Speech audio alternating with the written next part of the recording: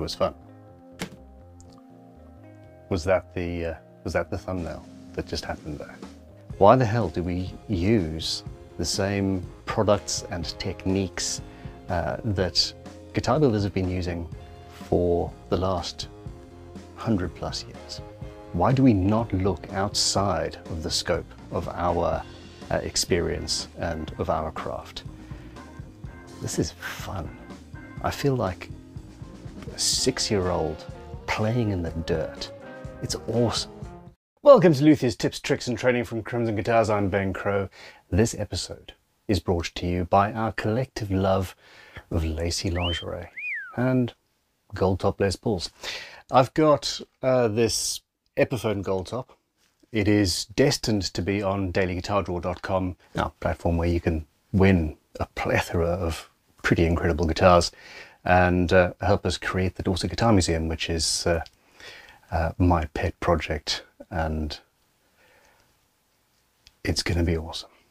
Today, in preparation for other projects I've got going on, I wanted to play with lace and MILLIPUT. Since the dawn of time, we have struggled with quick, easy finishes that are hard wearing but easy to apply at home and don't take a million years. Something else that I love is the use of texture. I suspect that MILLIPUT, which is a 2-part epoxy putty, could actually be a genuine alternative to lacquers, etc. And yeah, that's something I'm playing with right now. But for now, I'm going to take the scratch plate off this guitar and customize it. See if we can make it absolutely sexy. Yeah, come on. Burn it.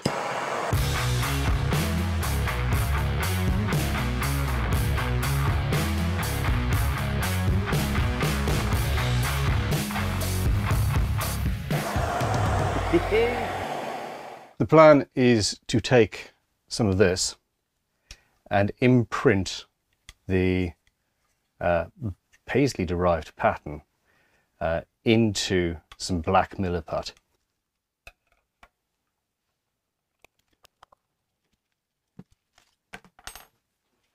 I want a frame to keep my lace taut.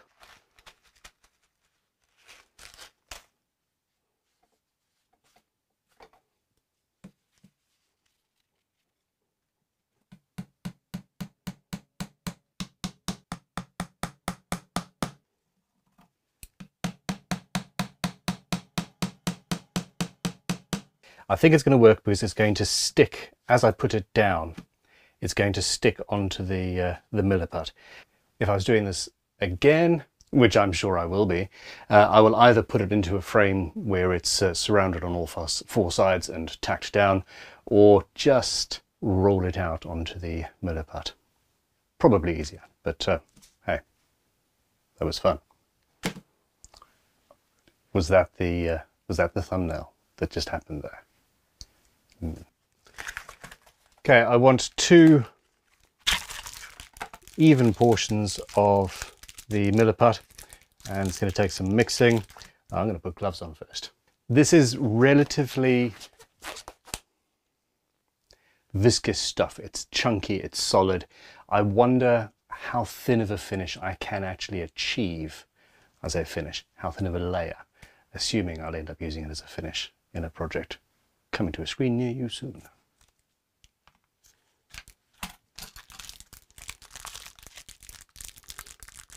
I'm going to cut it with a different section of the blade.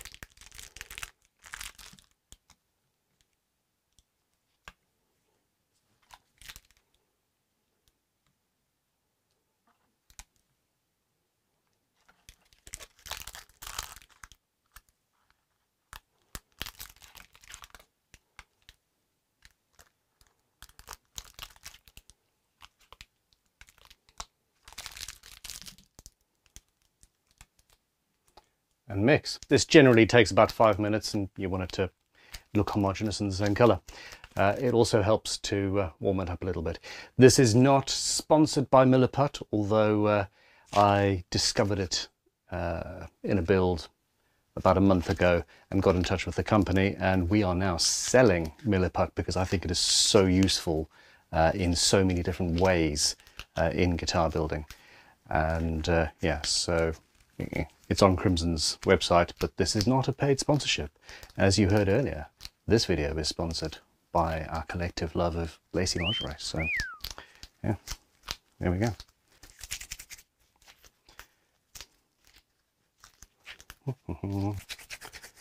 I've got a sneaky dealie. If you haven't yet watched North of the Border, go and check their channel out. And yeah, I do not have a roller, so I'm just going to use this stamp that we made earlier. No, I'm not. That is sticking to it far too much. Can you tell I did not test this out? I want to sand a little bit of texture onto the plastic.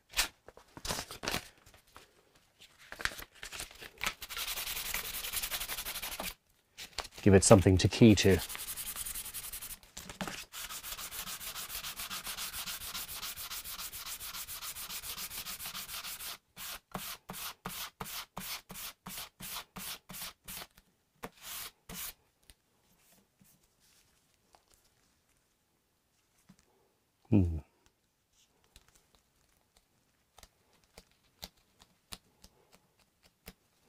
Yeah, that feels better.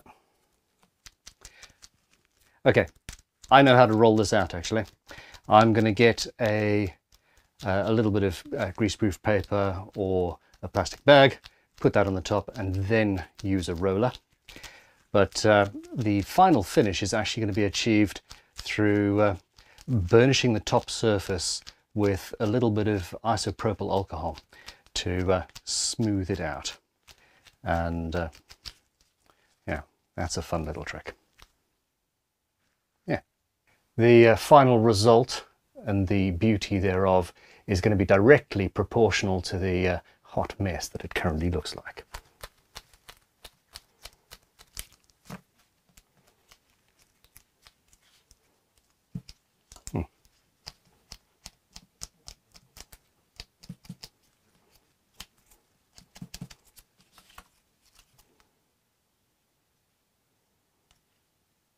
Nah. Oh no, I just got distracted.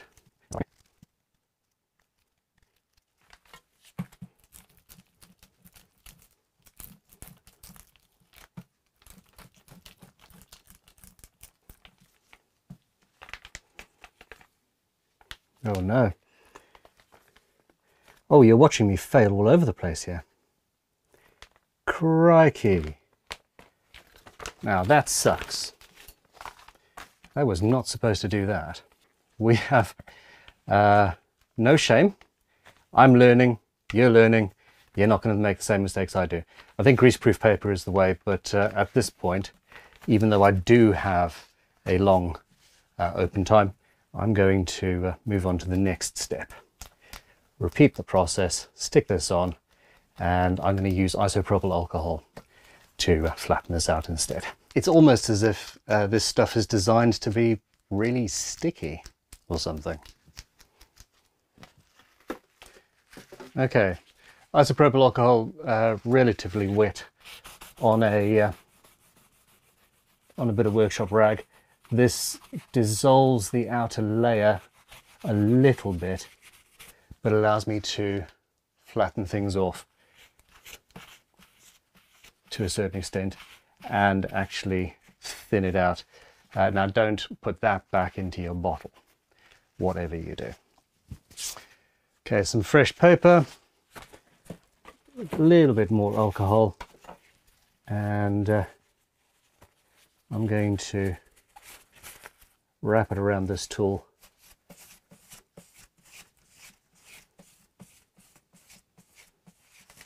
Note to self, stop experimenting on video, ? Now I'm using the scalpel blade to remove some of the excess, and I'm pushing down. If I cut up, it may well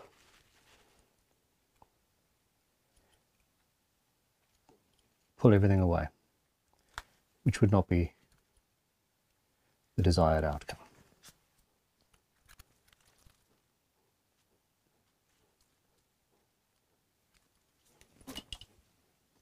If you've ever watched anybody making hand-printed wallpaper, you will know what's going through my head right now.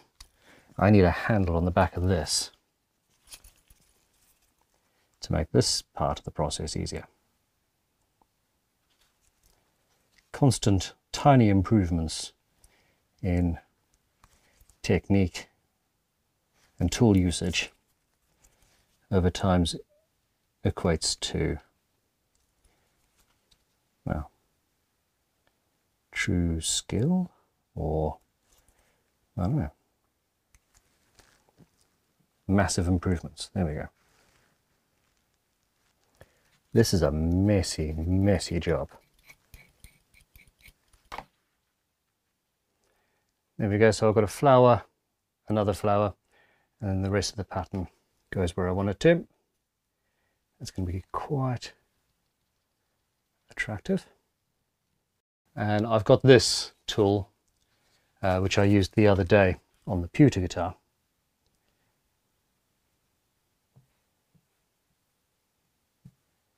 Now I don't want to, as I'm pushing this down, I don't want to stretch the lace too much. So I'm being very gentle.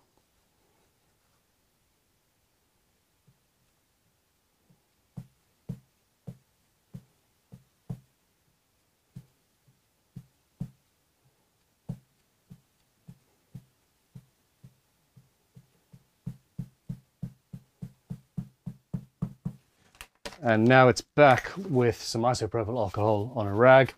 And as I say that, I now wonder if this is going to disintegrate this particular type of lace. I don't know what this fabric has been made out of. Nope, seems we're safe.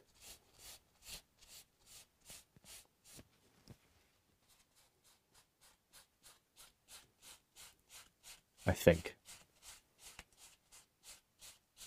And I'm gently burnishing the lace into the top of the MILLIPUT, and what it's also doing is it's polishing the top layer that's poking through, and giving me my final, very impressive, I hope, finish.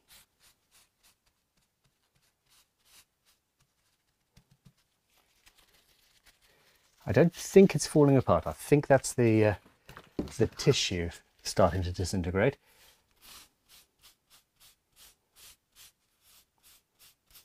But you never know. Okay, I'm calling that done.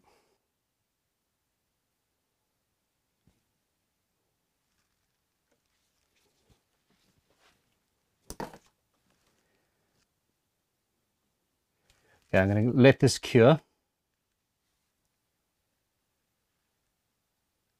and get back to you.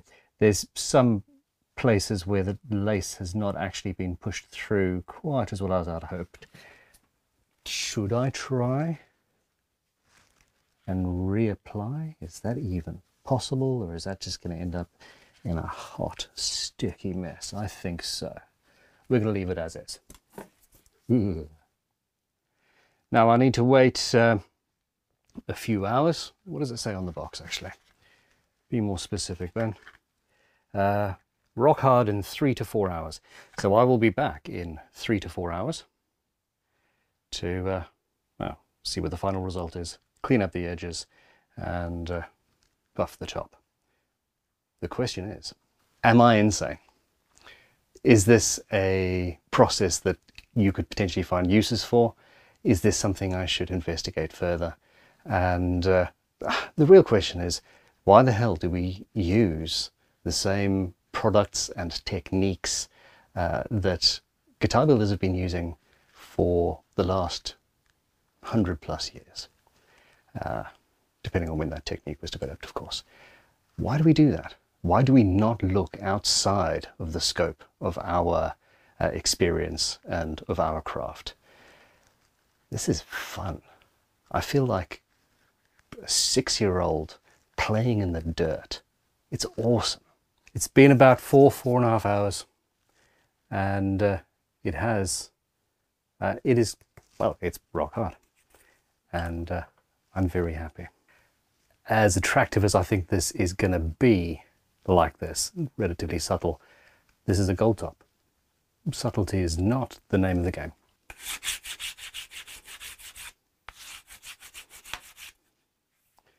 Because it's an Epiphone, the edges of the scratch plate had little ridges in them, so as I was scraping I was just replicating that. I need to sand it first and then scrape and get the nice finish.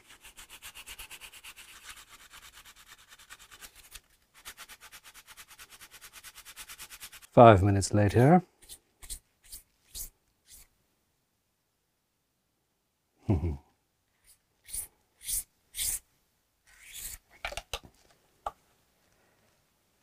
At this point, I could, and possibly should, stop.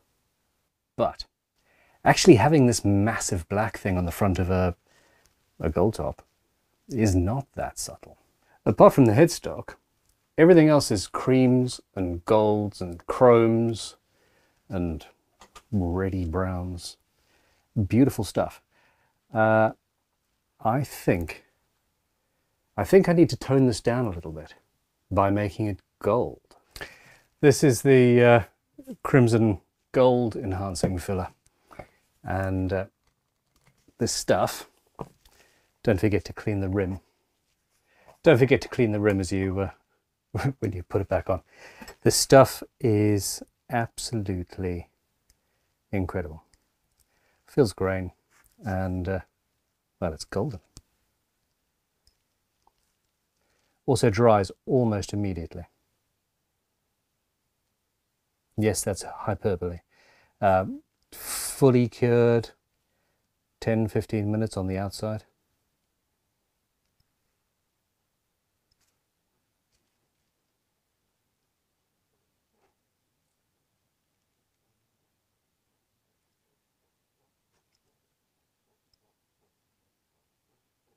Bad Deadpool.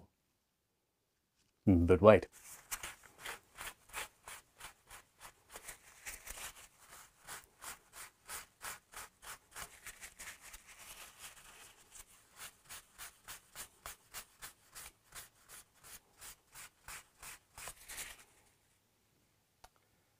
You get what I'm laying down? I'm going to wait for this to cure. You can either rub it off without taking time to film other stuff, or wait for it to cure and get rid of it abrasively.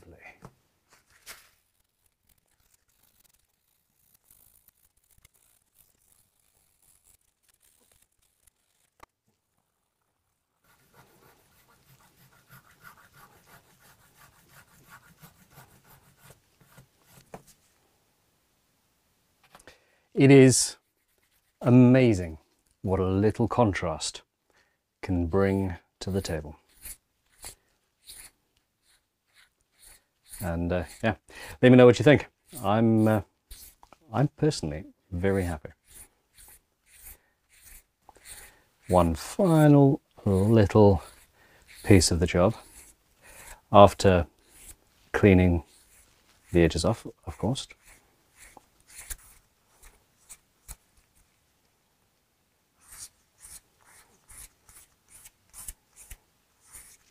It's never just one thing. I've still got to drill some holes, don't I? Before I do that, I'm going to use a superfine fret and fretboard rubber just to sand the edges down, get rid of any burrs, etc. And this is the fret polishing strop in leveling file shape, and it needs to be a bit shiny. So this is just burnishing and polishing the exposed top surface of the imprint that we've created on this hitherto rather boring scratch plate. I do like the nice clean black line on the edge, purfling, etc.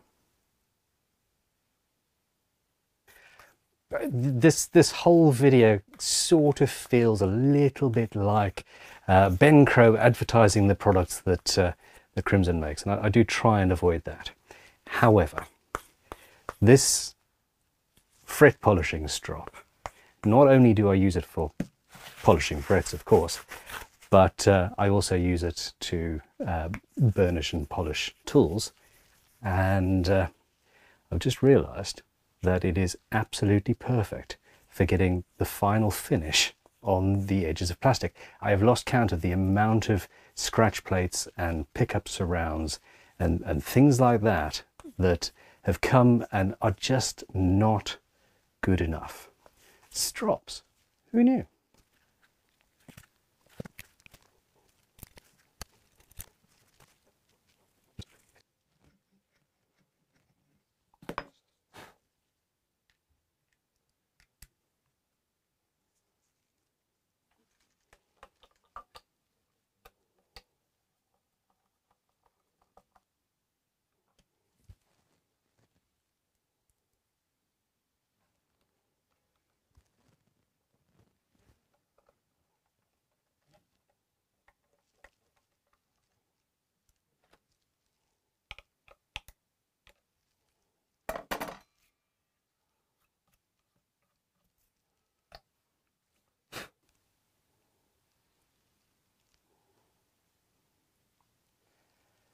It's not perfect. I didn't manage to get it as flat as I would like, but I've most assuredly achieved the effect that I wanted. The only question remaining is, are you guys going to make me do the pickup surrounds as well? I'm not so sure it's required. Unfortunately for myself and my sanity, I don't want to do this, and I'm not going to do this, but would it not look very cool if I did this whole process again and made trapezoid inlays to match? Yeah, I think it would. Let me know in the comments. I will take your I'll take your opinions under advisement. There we go. I couldn't be happier. It did not go as smoothly as it could have. I have, well, you know, I'm learning how to do this. I felt a little bit of delamination as I was drilling through from the back to put the holes back in. It felt just a little bit dodgy. So I suspect what I'm going to need to do is really key up the surface of the scratch plate more than I did. I think I used 400 grit this time. Do you like this? Do you want this guitar? It is going to be up on Daily Guitar Draw at some point in the not too distant future, depending on what we decide collectively needs to be done next. Does just a scratch plate, which is reversible, meet full requirements, or should I potentially maybe possibly do the pickup surrounds, switch surround and the switch tip in a similar sort of fashion? Would that be too much? Let me know what you think. Thanks for watching. Click like, subscribe. I will see you soon. Go make some sawdust, or in this case some plastic dust. You know, have fun. See you soon.